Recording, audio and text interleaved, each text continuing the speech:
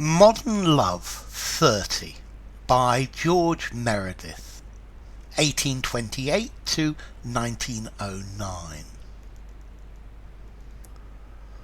What are we first? First animals, and next intelligences at a leap, on whom pale lies the distant shadow of the tomb, and all that draweth on the tomb for text. Into which state comes love, the crowning sun, beneath whose light the shadow loses form. We are the lords of life, and life is warm. Intelligence and instinct now are one. But nature says, my children most they seem when they least know me. Therefore I decree that they shall suffer. Swift doth young love flee, and we stand wakened, shivering from our dream. Then if we study nature we are wise. Thus do the few who live but with the day. The scientific animals are they. Lady, this is my sonnet to your eyes. Okay, this is a sonnet by George Meredith. It's actually 16 lines as opposed to the normal 14. This is a series of 50 sonnets about a husband who discovers that his wife has cheated on him.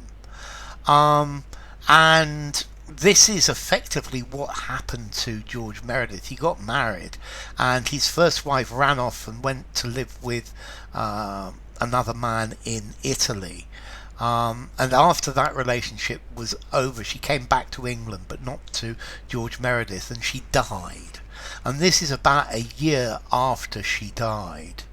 And in this poem, he's trying to work out the meaning of love, or what it means to live without love. And there's maybe an internal struggle inside him to feel compassion to her,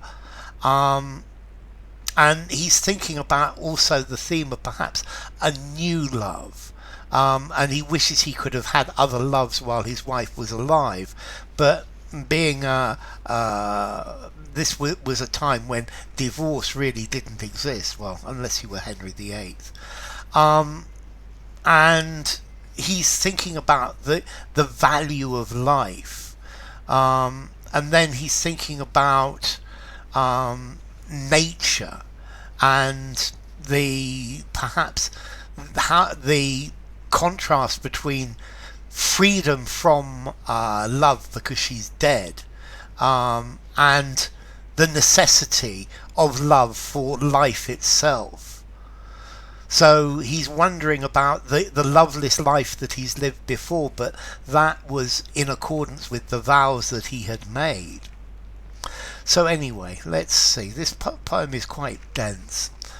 What are we first? First animals.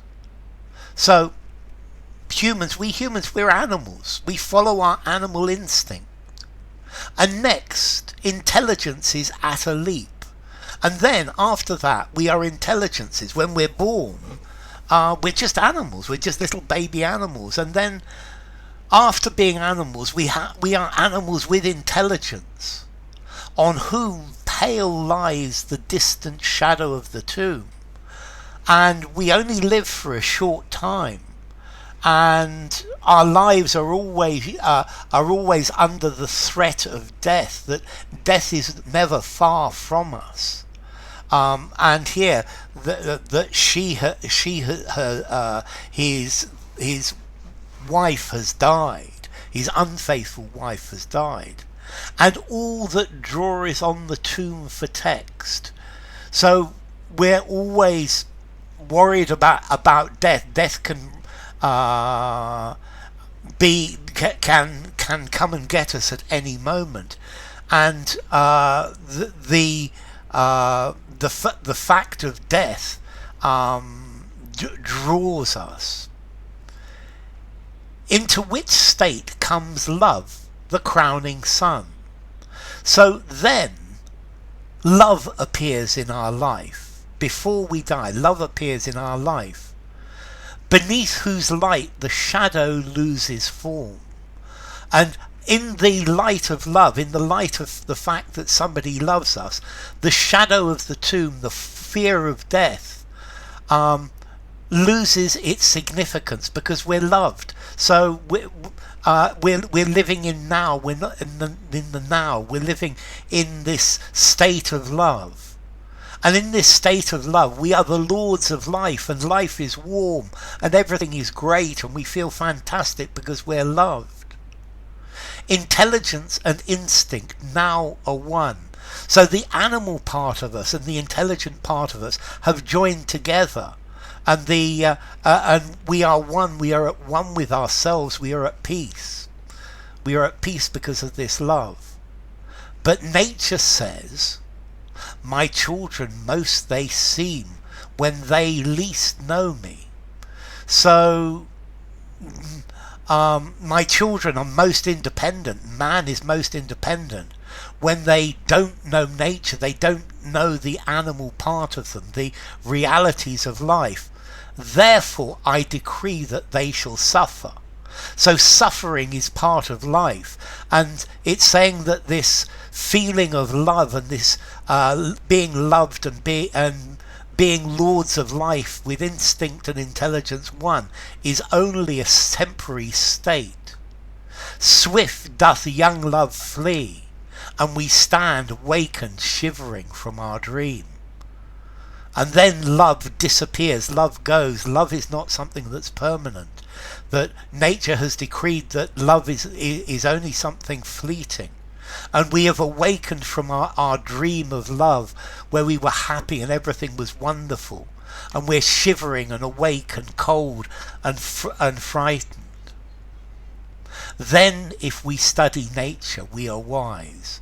So at this point, it's good to study nature, to think about nature, because it's nature that's decreed that we need, that love must be fleeting.